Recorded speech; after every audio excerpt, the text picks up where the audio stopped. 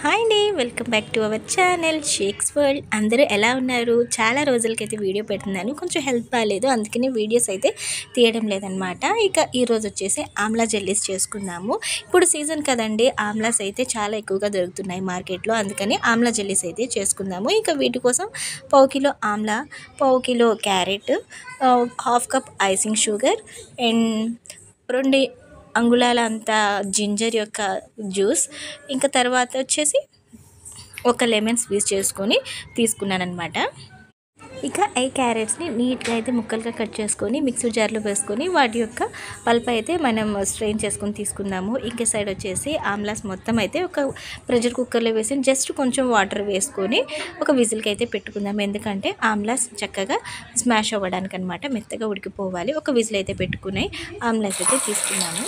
ఇక ఈ మధ్యలోనే ఇక 1 కప్ ఆఫ్ షుగర్ అయితే తీసుకున్నాం కదా, అది పౌడర్ అయితే వేసి పెట్టుకున్నాను.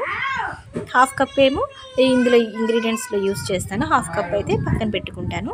విజిల్స్ అయితే మా బుడ్డకి చాకీ అని అయితే అడిగి లిడ్ అయితే తీసి చూసుకున్నాము. ఆహా, చూడండి ఎంత చక్కగా కుక్ అయిపోయాయో.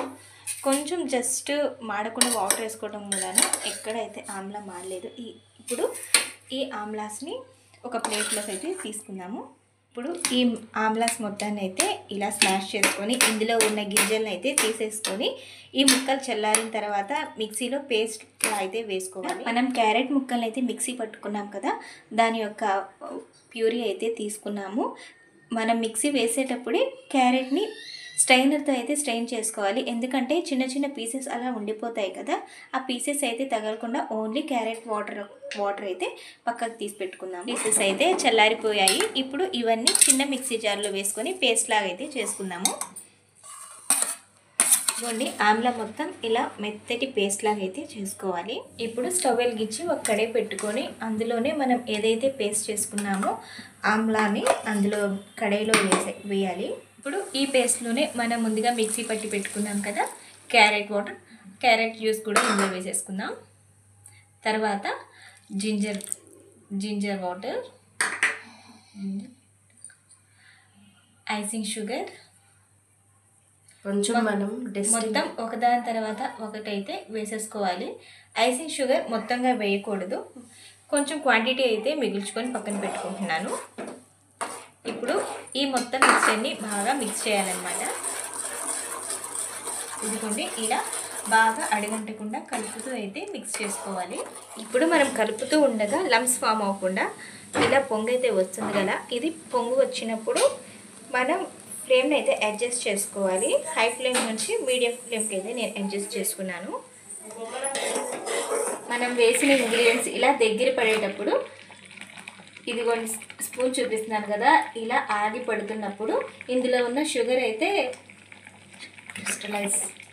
క్రిస్టలైజ్ అవ్వకుండా మనం ఒక నిమ్మకాయ రసం అయితే వేసుకున్నామండి. మనం లెమన్ స్క్వీజ్ చేసి పెట్టుకున్నాం కదా, ఆ జ్యూస్ని అయితే ఇందులో వేసేసుకుందాం. ఇలా లెమన్ జ్యూస్ వేయడం వల్ల ఇందులో ఉన్న షుగర్ క్యారమలైజ్ అవ్వదన్నమాట. ఇదిగోండి, కన్సిస్టెన్సీ ఇలా దగ్గర అవుతున్నప్పుడు ఇంకా చక్కగా గట్టిగా అవ్వడానికి 2 టేబుల్ స్పూన్స్ ఆఫ్ కార్న్ఫ్లోర్ని ఇలా వాటర్లో అయితే కలుపుకొని ఈ మిక్చర్ని ఇందులో యాడ్ చేసేసుకుందాం. ఇలా కార్న్ఫ్లోర్ వాటర్ యాడ్ చేయడం వల్ల ఈ కన్సిస్టెన్సీ అయితే క్యాండీ లాగా వస్తాయన్నమాట, అంటే దగ్గరగా వస్తాయని అర్థం అనమాట. ఇలా బాగా కలుపుకోవాలి. కార్న్ఫ్లోర్ వాటర్ వేసిన తర్వాత ఇలా చిక్కటి కన్సిస్టెన్సీ అయితే రావాలన్నమాట. ఇప్పుడు ఇందులోనే ఒక టేబుల్ స్పూన్ అంతా ఘీ అయితే యాడ్ చేసుకున్నాము. ఈ క్యాండీస్ చక్కగా పుల్లగా తీయగా మంచి ఘీ స్మెల్తో చాలా అంటే చాలా టేస్టీగా ఉంటాయి. మీరు కూడా మీ ఇంట్లో ఒకసారి తప్పకుండా ట్రై చేయండి, చాలా బాగుంటాయి. మనం ఎక్కడికైనా ట్రావెలింగ్ అలా వెళ్ళేటప్పుడు చాలామందికి వామిటింగ్ సెన్సేషన్ అలా ఉంటాయి కదా, అలాంటి టైంలో ఇలాంటి క్యాండీస్ మన దగ్గర ఉన్నాయంటే హ్యాపీగా మనం జర్నీస్ అయితే చేసేయచ్చు.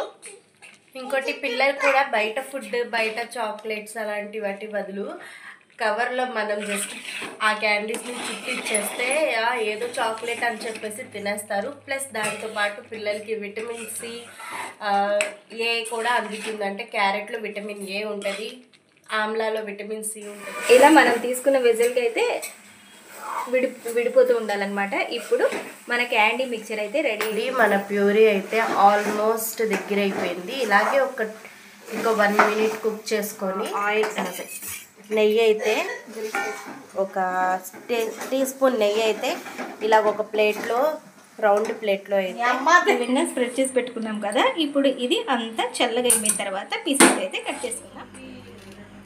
ఇంకండి బాబా ఎంత మంచిగా కనిపిస్తుందో, వీడియోలో మామిడి తాండ్రిలా కనిపిస్తుంది కానీ బాబా సూపర్ ఉంది. ఇప్పుడు మనం ఒక కత్తి సహాయంతో అయితే దీన్ని చిన్న చిన్న పీసెస్గా అయితే చేసుకోవచ్చు.